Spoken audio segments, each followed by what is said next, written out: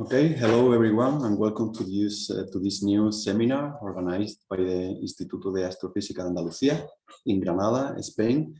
Our seminar today has a very appealing title: "Is How the Intracluster Light is Going to Change Your Life." And the seminar will be given by Dr. Mireia Montes from the Space Telescope Science Institute in the US. First, I want to thank Mireia, particularly because for her it's very early in the morning, 6:30 in the morning, so she really had to wake up very early to give us this seminar. So Mireia Montes is a Spanish astronomer. She did her PhD at the Instituto de Astrofísica de Canarias, and then he made two postdocs, one at Yale University and another one at the University of New South Wales in Sydney in Australia. Now she's at the Space Telescope Science Institute, where she's a fellow. And in June, she will be moving back to the Instituto de Astrofísica de Canarias with a research fellow there. So Mireia uses deep imaging data to unveil the richness of physical processes shaping galaxies that only appear at low surface wavelengths. That is the faintest structures that we are currently able to capture. Her main line of research lies in the study of the diffuse intracluster light that permeates galaxy clusters to study the assembly history of galaxy clusters and the distribution of dark matter within them.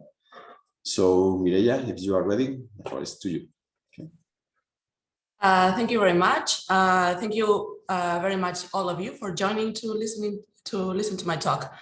First of all, I would like to thank the organizers for this opportunity to share my work with all of you. As he said, like this is like a very fancy way of saying that I probably take a lot of time looking at a computer. So what I'm gonna tell you today is about the intracluster light and how the intracluster light is gonna change your life. Well, in short, it's not really going to change your life, but it's very interesting, as you will see in a minute. So for centuries, the only way to observe the night sky was by using our eyes. The faintest stars that the human eye can detect are about like magnitude around 6, which is around like 5,000 stars in a very dark sky. Despite the limitations of the number of objects that we could observe and the accuracy of what we could measure, many things were still estimated without any aid of magnification. But in the 17th century, these things came, the telescopes, and with them a revolution of what we could see, what we could and what we could measure. It's been a long journey of bigger, better telescopes, photographic plates in the 19th century, photometers, and finally the CCDs that we currently use. So an example of a survey that has revolutionized, that has changed astronomy is the Sloan Digital Sky Survey, the SDSS. At the time, and still now, you can see papers being published with it. You had a wide field, relatively deep, but at the time, survey that provided the tools to study and characterize the universe much better than anything that was before. With the Sloan, with the SDSS, we are observing around 10,000 times fainter than with the naked eye, reaching depths of 26.5 magnitudes per square second, which is the unit that I normally use to account for the depth of the images. But what happens beyond that? What happens beyond Sloan? So we already knew that there were more things to see. Some early work with photographic plates, like this one from David Malin, showed that those faint features around bright galaxies, like this one in M83. So so we already knew that there were more to see than what we could see with the Sloan. And this thing is what we call the low surface brightness universe, the universe that is beyond SDSS, beyond Sloan, the universe that is largely unknown due to the limited availability of imaging that is deep enough to witness.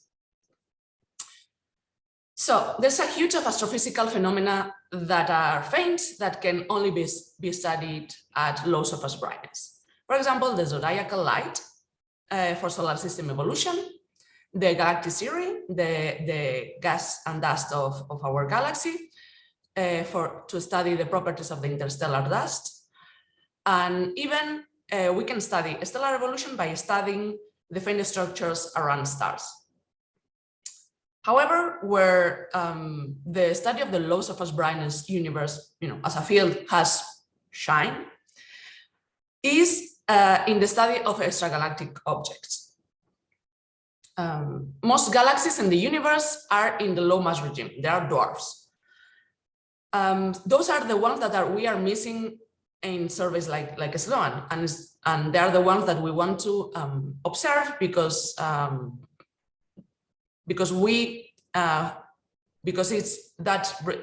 it's the low mass regime where we can see discrepancies between the predicted number of galaxies and the observed number of galaxies, which is the missing satellite, what we call the missing satellite problem.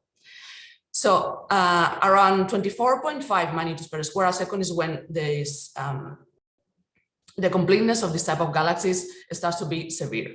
Like 50% of galaxies down to 10 to the 8 solar masses, and 85 will go down to 10 to the 7 solar masses are in this loss of fast brightness category.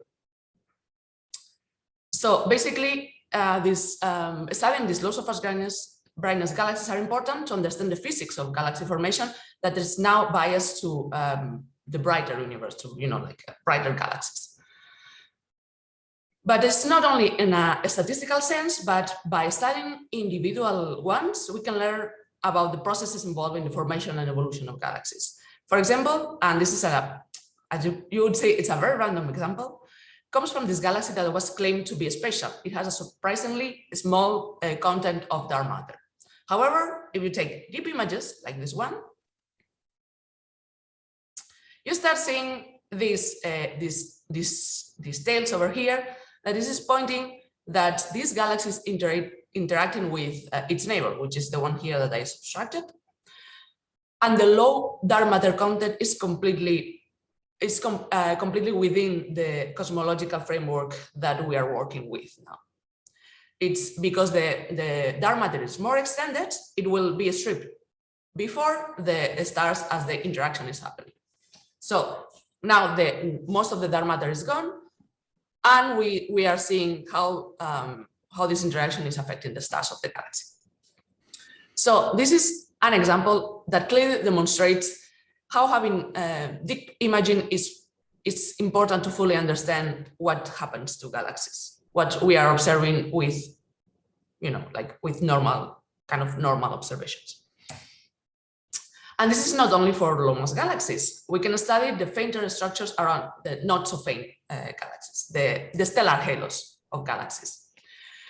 Simulations show that as you go deep, there's a plethora of a structure that shows up around galaxies at low surface brightness. By studying the amount of light and the amount of streams or substructure and their brightness, we can infer the number density of low mass galaxies. We can also explain what is observed in the high brightness regime, what triggers AGN, star formation, morphological or kinematical disturbances. In here, observations took a little bit longer to catch up with simulations, but we are starting to find this sort of structures around a large number of galaxies. And of course, what we are interested in now in this talk are clusters of galaxies.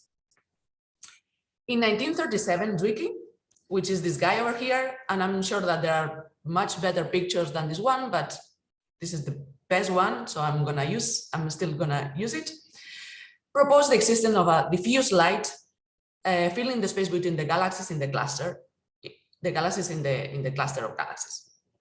He hypothesized that this was coming from disrupted galaxies, or in that time, the disruptor nebula.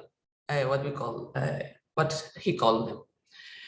Years later, he himself confirmed his own prediction and was the first to observe this diffuse light in the Coma cluster. In simulations, we see that this extended diffuse component, this blue line over here, is the one that presents a higher velocity dispersion. this over here. So basically, this is telling us that this extended component is a different kinematical component, different than the galaxies in the cluster. Observationally, we see that this light is concentrated around the brightest cluster galaxy, or BCG. It presents as an excess of light at large radius that is best described as an extra component over the baccalaureate profile that describes the BCG. So if you have like the baccalaureate profile that describes your galaxy, at large radius, you start seeing this excess of light that is an extra component. In observations, we see also that the ellipticity increases with radius, and in some cases there are like sharp variation on the position angle of these ellipses. So these three things together, the excess of light, the increase in ellipticity, and the variation of position angle, is telling us that this is a different stellar component that is on top of your galaxy, on top of the BCG. So actually, in nearby clusters where these kind of observations are possible, spectroscopy, and also spectroscopy of traces, like in this case planetary nebula, but also globular clusters, etc., show an increase in that the BCG, the velocity dispersion of the BCG increases with radius. And for example, here, this is an example of this cluster, of the Virgo cluster, and you see that the velocity dispersion of M87 starts increasing until it reaches the velocity dispersion of the galaxies of the cluster. So, we can define intracluster light, or ICL, as the stars that are not bound to any particular galaxy but float freely in the cluster, following the potential of the cluster. However, observationally, and in some extent in simulations, this is a very difficult definition, as we will see later. Well, this is the iconic image of the Virgo cluster, which is a must in any talk on intracluster light. Here we can see, that there's this light that it basically fills the entire image, that's, like it's between, like it fills the space between the galaxies in the cluster. And also we see those streams over here and here and here that basically are telling us that this intercluster light is kind of sort of being fed by these streams, right? So that, in fact, is giving us a clue about why we are interested in intercluster light. So as we have seen, this intercluster light forms during the interactions between the galaxies in the clusters. So basically, this is a tool that allows us to see what happens in the cluster. We want to observe and characterize the intracluster light because it unveils the history of assembly of the cluster. Its fraction of the total luminosity of the cluster will give us the efficiency of the processes that form this light, while the evolution of this component with time gives us an idea of their timescales. Oops. The intracluster light is also key if we want to know how the most massive galaxies in the universe form, how the BCGs form. We know that they grow hierarchically, but the models predict a growth rate of over here of around 3 to 4 times since redshift 1. However, if you look at the observations, although they are like kind of all over the place, the maximum rate that they predict is a rate of 2. However, if we, in the simulations, if some of the accreted mass goes into the intracluster light, like around 50% or 80%, depending on the simulation, the models can reproduce better the observations.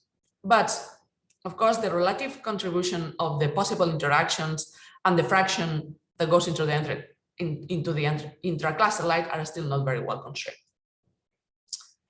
So in summary, the intracluster light has the potential has the potential to be a powerful tool in the study of the assembly of clusters of galaxies. But why is that not more people are using it? So, well, it turns out that as many things in life, there's a price that we have to pay. First, we need deep observations. The first problem that we encounter is that the sky has some intrinsic brightness that is around 22 magnitudes per square second. I'm talking about like some, like dark sky, which is, this is not much of a problem. Just need to basically have deep observations. So integrate longer, so to collect more photons of the things that we are interested in. Of course, as you go deeper, you start noticing unexpected sources of light that messes with your observations. For example, like as you receive like the photons from your source, your telescope has some structure, and some of the photons will get bounced by in that structure. That is what we call internal reflections. This has like somehow of an easy way to solve it. You need large dithering, so your source falls in different regions of the CCD, and when you stack average your exposures, the only light that contributes is at the end is the light from your object. Or you can have telescopes with simple optics. Even deeper, there is a problem that is also related with the characteristics of your telescope. And this is that the light of a point source is not really a point source. It's what we call a point spread function, as you can see. And that is very clear if in your image you have stars from our own galaxy. So they present these halos around them, the spikes. Those halos or wings, what we call them wings, they do not end, but they fill the entire image. And the deeper you go, the more problematic this is, because the almost negligible flux, the once almost negligible flux of the star wings rivals the flux of the thing that you want to see, that you want to measure, because it's intrinsically very faint. And that happens to every source in your image. So to overcome this problem, what we need is an exquisite characterization of the point spread function in order to correct for it. And the last one, and the kind of like most obnoxious problem, is the presence of galactic cirrus, the dust and gas of our galaxy that can create this filamentary structure that you can see here, that resembles the things that you want to study. For example, if you have like a stream over here, you might not know if it's a galactic cirrus or if it's an actual stream. I'm not gonna go into detail in this point, but we have some way to separate the cirrus from actual extragalactic sources using their colors, as you can find this in this paper. So we not only want to study things that are faint, but we only want to study things that are faint and extended. That is the intracluster light. So, sorry. Then there are other set of problems that come into play. We need, we don't want, like any gradients that will bias the things that we are measuring. So we need accurate flat fielding to avoid these gradients in our images. We also want careful background subtraction. And this is an example from the Hypersupreme Cam, the data release 1, where the sky subtraction was done very aggressively. So basically, they removed any sort of extended faint light around bright objects, and this is not what we want.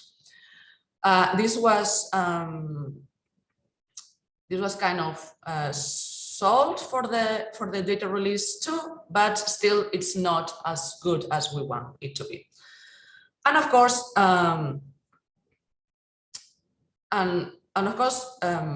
there's another problem that comes, as I talked before, about like the stars in our own galaxy that can put like some light into the outer parts of the galaxy, of the cluster that we are observing. So for example, here, this excess that you see here, This is not intracluster light. This is a nearby star that created this fake excess of light. This is not the thing that we want to measure. This is the thing that we want to measure. So that is very important, and that's why we need like a exquisite characterization of this piece, PSF of these stars in the field of view. Well, I didn't want to sound like that negative. It is not impossible. It's just hard. And there are several groups, including the group in Tenerife, that are working on reducing images for low surface brightness. Here, I want to highlight an example of one of my papers, where I reduced hypersupreme cam images of one cluster, it's Hubble 85. In this case, one of the things that we found is that the rotation of the camera makes that the CCDs are illuminated differently. As you can see, these are two flats of the same CCD, but taken with a different rotation of the camera. And they look similar, but when you divide one by the other, you see that there's a gradient of 1% across this the CCD. And you might think that 1% is not, it's very small, but when you reduce the images with the wrong flat for the image, you have these inhomogeneities here that, of course, they rival the thing that you want to measure. And this is not what we want if you want to measure things that are faked. Also, in this work, what we do is characterize the PSF. So we remove the stars of the field of view. And the last step before actually analyzing your images is masking. Because of course, as you go deeper, you start seeing more things that are also in the background of your images. And these images are not particularly deep. There are like 30 minutes in an 8-meter telescope. It's quite deep, but it's not as deep as we aim for. But the masking process end up, we end up masking 55% of the pixels of the image. So this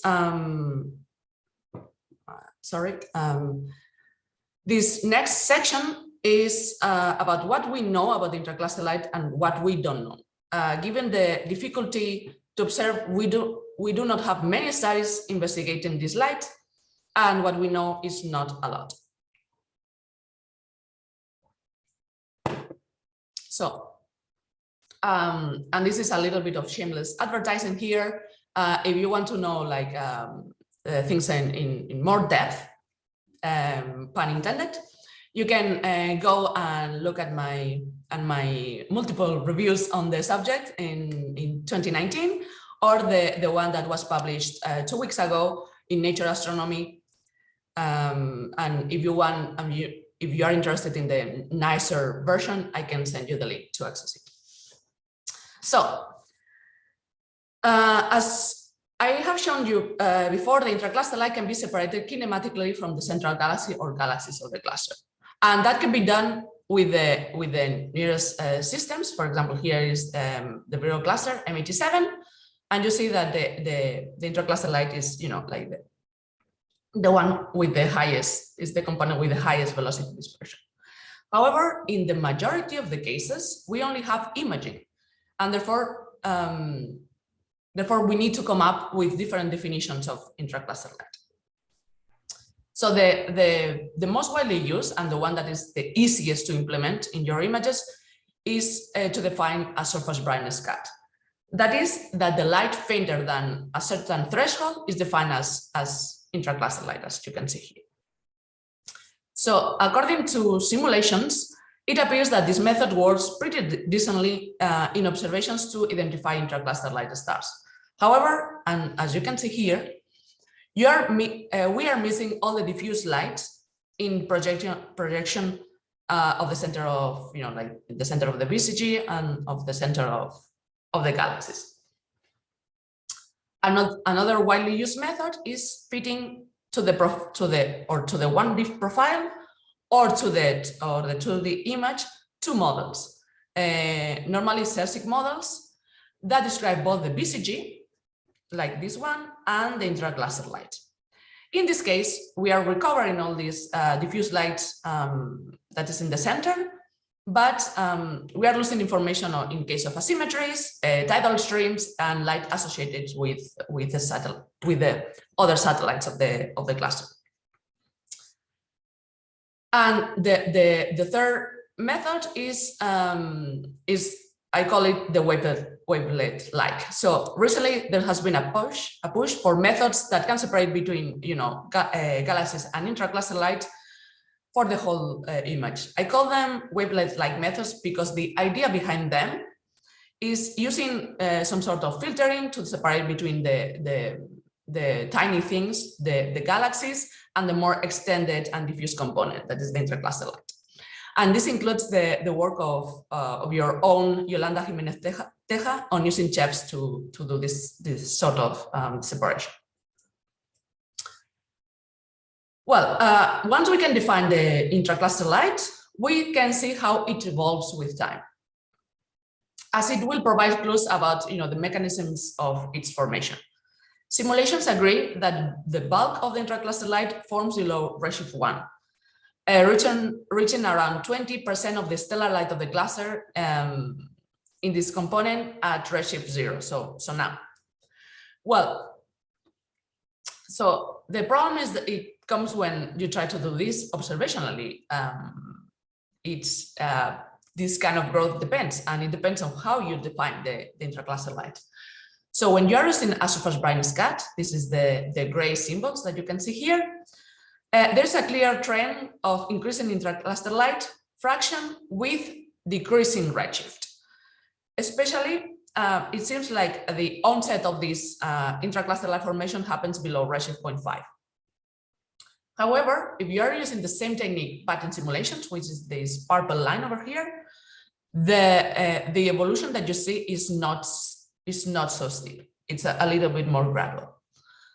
And you can see here also simulations on this blue region.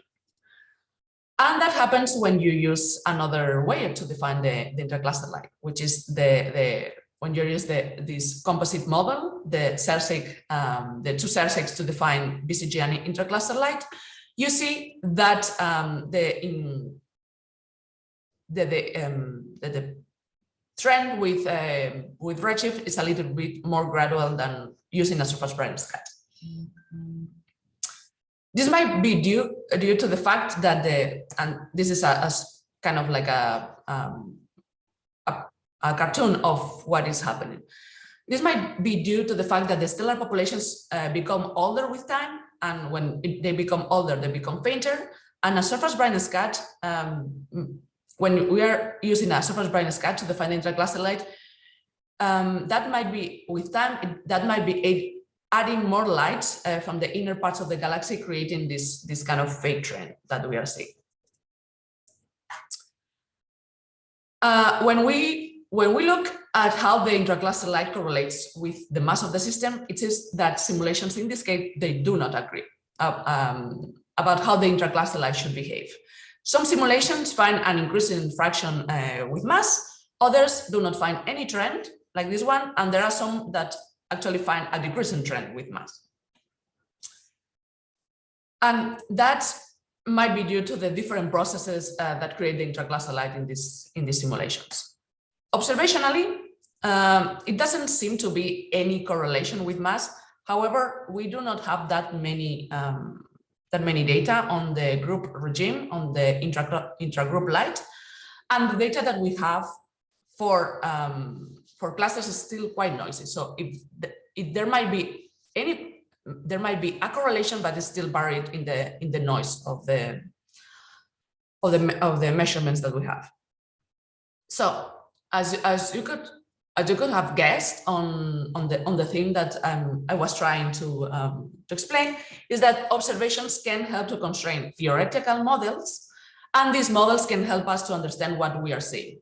And a clear example of that is what they can tell us about the origin of the intracluster light. In simulations, you have like several mechanisms to create the diffuse light, and you can pick the one that you prefer. You can disrupt dwarf galaxies or totally disrupt dwarf galaxies or strip stars from kind of massive satellites. So, like on the sides of the Milky Way. You can put stars in the intercluster light after major mergers, and you can create light in groups. And when those groups are accreted by your cluster, this diffuse light becomes the diffuse light in your cluster. That is called pre-processing. And also, you might expect like some sort of in situ star formation coming from gas that falls into the cluster. Thankfully, these different mechanisms provide different signatures that we can measure to constrain the ICL formation. However, and this is a warning, that these mechanisms might vary within the cluster and during the history of the cluster. But of course, like to know this, to constrain this, we need observations. And thankfully, recently, like it has been possible to study the intracluster light, the stellar populations of the intracluster light, accurately enough that we can begin to understand how this component forms. So we have seen that there are gradients in color, as you can see here, and gradients in metallicity, which points to tidal stripping as the main mechanism to form intracluster light, the dominant mechanism. So while disruption of dwarfs could create a similar gradient, it cannot explain the total luminosity observed for the intracluster light. So basically what we found here is that this intracluster light mainly comes from the outskirts of some sort of Milky Way-like satellites. 10 to the 10, 10 to the 11, between 10 to the 10, 10 to the 11 solar masses.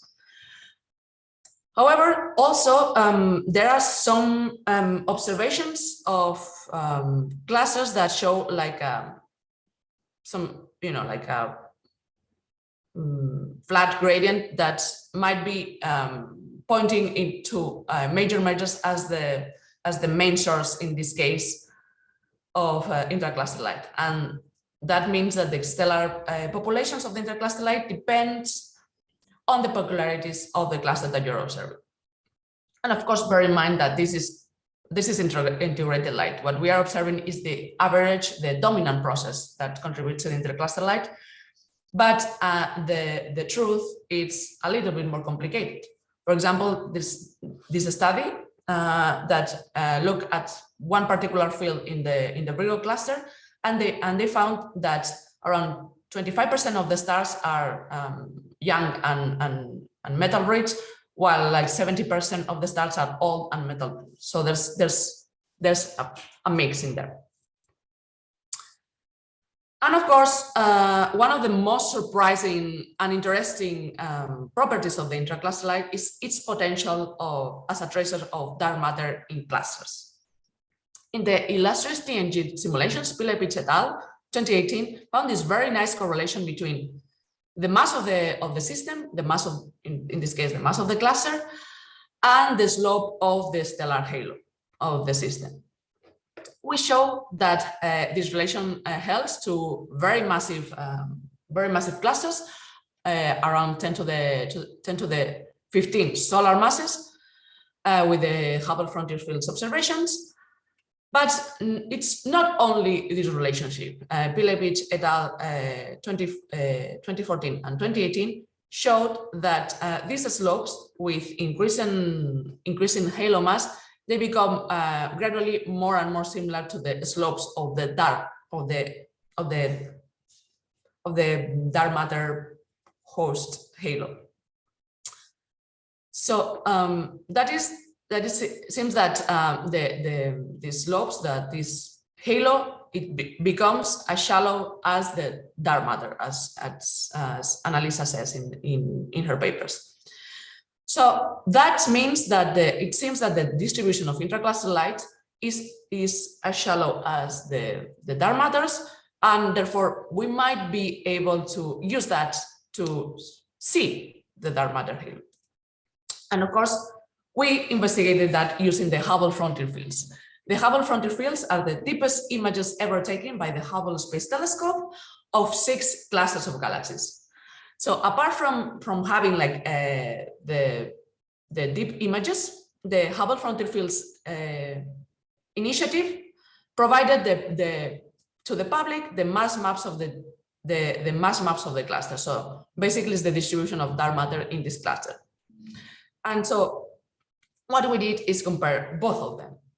So here there are 2 examples for 2 of the clusters, and we can see here in green this the contours of light, the contours of intracluster light.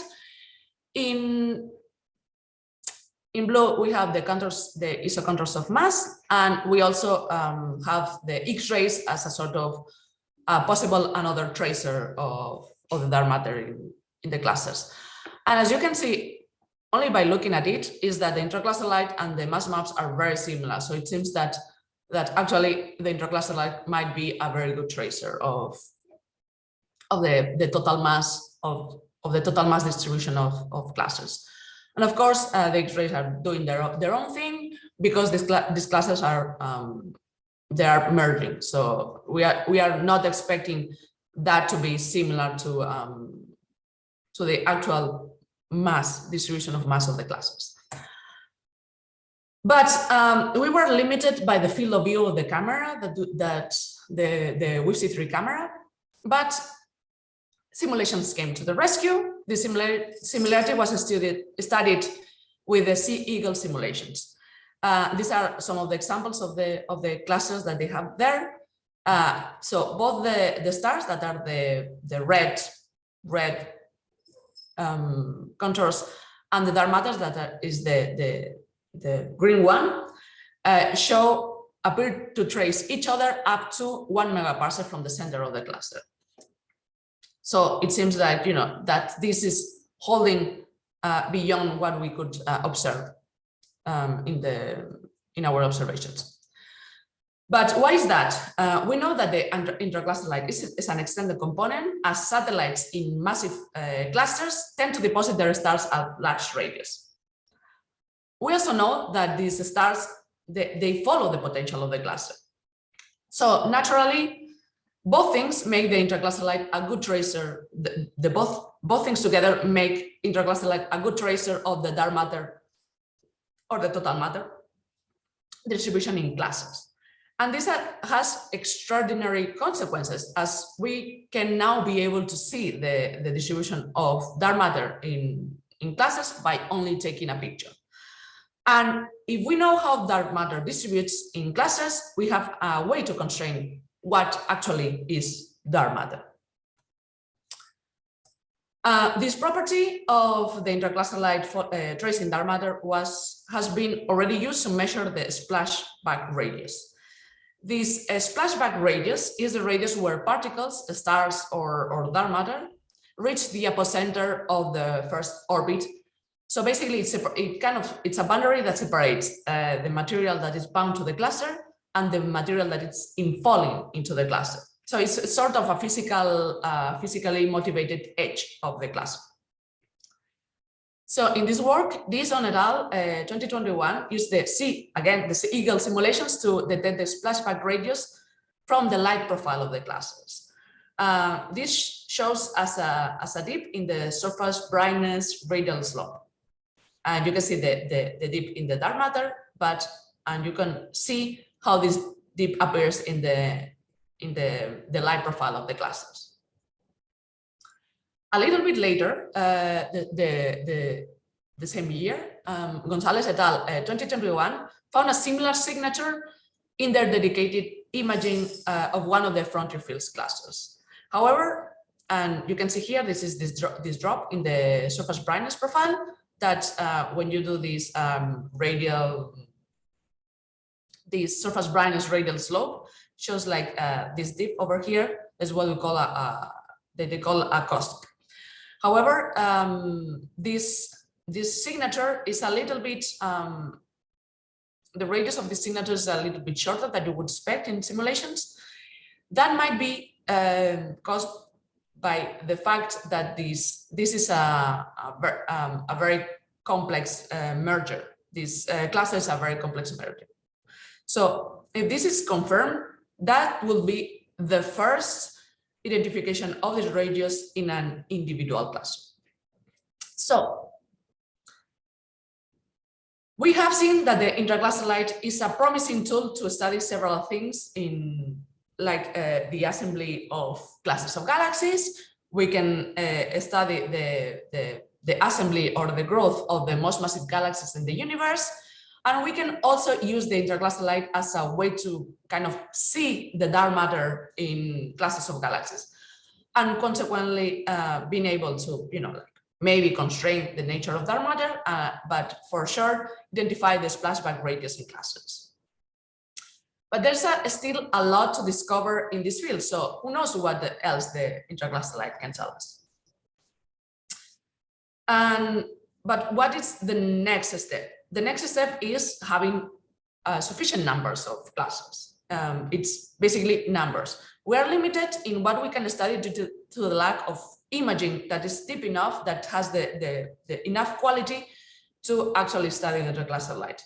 So in general, and not for intracluster light studies, we want to move away from the SDSS, from the Sloan universe, and entering the loss of fast brightness universe.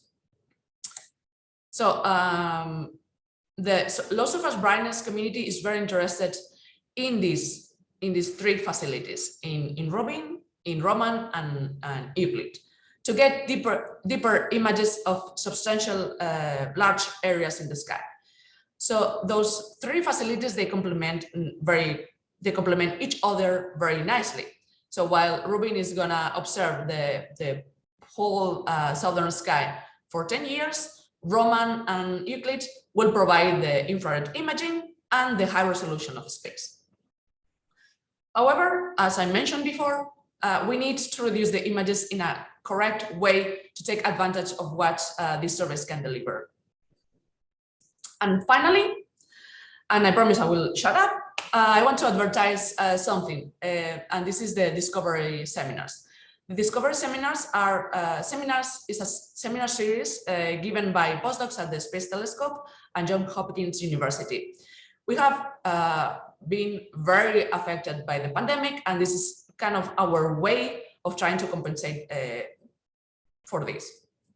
As you can see, I cannot promise that I won't be talking about Intercluster Light. So, and that is all. Thank you very much. Okay, thank you, Mireia, for this very nice talk. So the session now is open to questions. So please raise your hands, the people who wants to make questions. Raise your hands and open your microphone.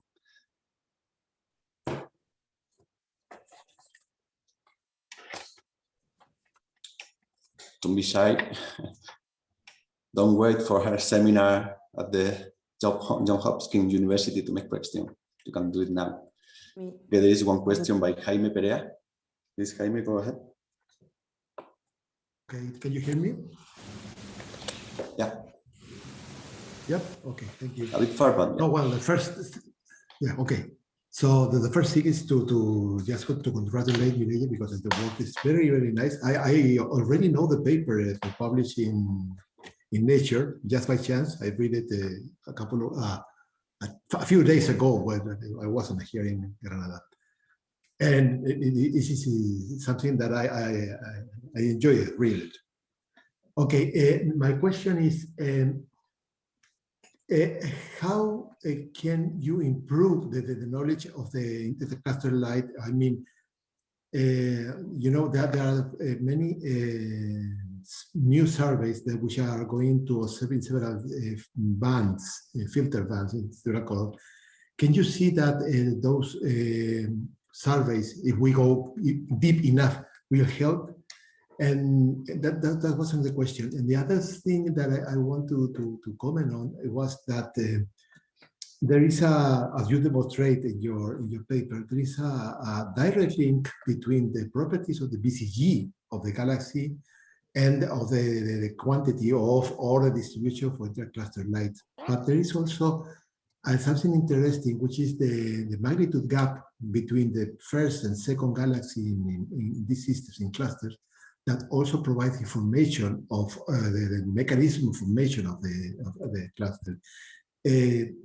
Do you have an idea on that, or how to link the dynamics of the BCG, of the first galaxies, with the amount and distribution of intracluster light? So for the first one, there are like several surveys that are currently undergoing, or for example, these ones that are planned that are going to be very, very interesting to study the intercluster light. The major shortcoming that we have is that we do not have enough data, and that data that is good enough, it is deep enough, and data that is of the quality that we need to conduct this kind of studies. For example, I'm very interested in my case, I'm very interested in Roman, because one of the things that we are very limited is that we don't know is how this intercluster light grows with time. So like having like this high resolution of the space, it will help us to see like things that are at like a higher redshift that probably from the ground that would be a little bit more tricky to study, because we have basically the PSF effect, and that it's a very tricky thing to correct. So like if we can minimize that correction, that would be better.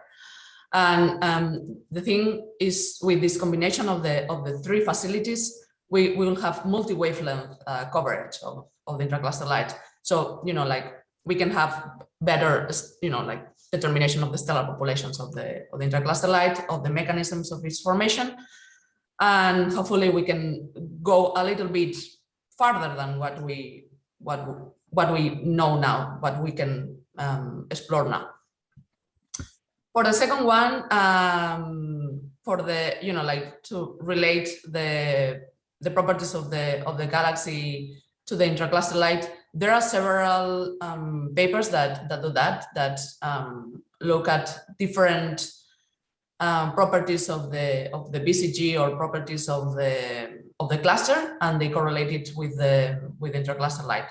There's, for example, there's this the self-similarity of the intercluster light with mass. So basically, it's sort of kind of it scales the luminosity of the intercluster light. It seems that it scales with the mass of the cluster, and for that it's kind of the same. We still need more data to kind of pinpoint like what is the actual correlation, because for example you have the work from Yolanda that points to the different stellar populations for that are correlated with the dynamical state of the cluster. So like there are like several kind of axes going in how the intercluster light behaves, and to be able to fully understand like these correlations, we need more data.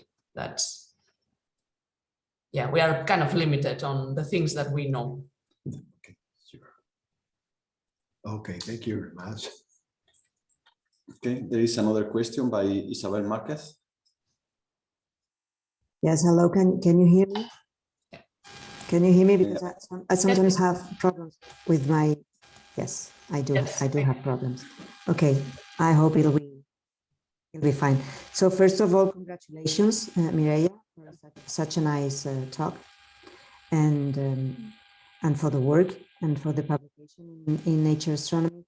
I have two questions mainly. The first one goes to the if you have any kind of evaluation of the impact of not taking into account the intracluster light, because most studies on BCG don't have such information, so they consider without taking into account the So do you have any predictions on how the known properties of BCGs will be impacted? Because most work to account the. Yeah, there's some nice work by Anthony Gonzalez in that topic. On the basically, it's not related only to the BCG, but to the like the baryons in clusters. It's in, I think that is the 2013 paper.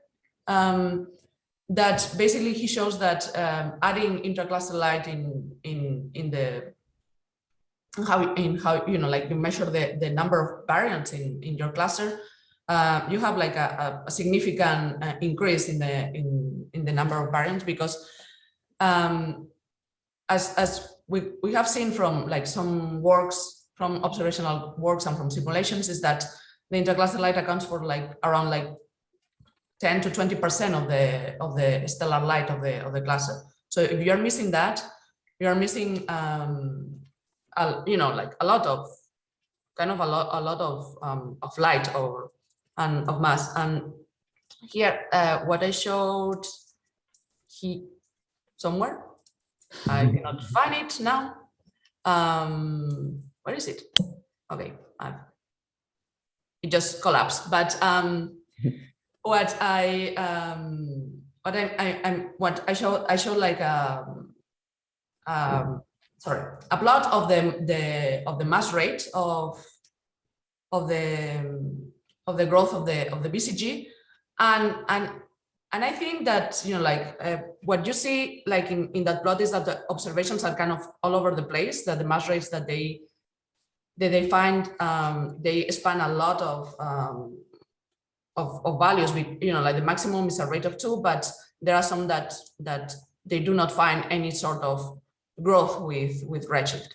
And I think that that might be due, that this discrepancy might be due to the how they count these, how they measure the BCGs. There are, of course, like as you know, like the nearest observations, you are gonna see more of the BCG, right? And while like at higher redshift, it's gonna be harder to go as deep. So that might be like something that it's affecting what we are measuring on the BCG growth. Okay, but yeah, for sure, both things are connected, because it's in simulations. It has been shown that like around 70% of the BCGs come from like ex situ stars. So both things are connected. So the best way of addressing like all these problems, of addressing like the growth of the BCG, would be accounting the BCG and the SDSS. So cosmological, how far can you get achieve an on the? Sorry, just it's your sound. It's just cutting. Yeah, I know. Just trying to deal with the microphone, but it's not that easy. So I was asking how far in redshift you can still have possibility of detecting the ICL before being completely under the surface brightness level because of cosmological dimming. So like there has been some claims of detecting intercluster light at redshift point 1.15 or 1.5, so very high redshift. Although I'm not really sure, because when you're going that far, the problem that you have is the PSF, right? You have like the PSF, basically it's a convolution of your intrinsic shape of the galaxy, so it sends light from the inner parts of the galaxy to the outer parts, so that that can mimic some stellar halos, or in this case some intracluster light.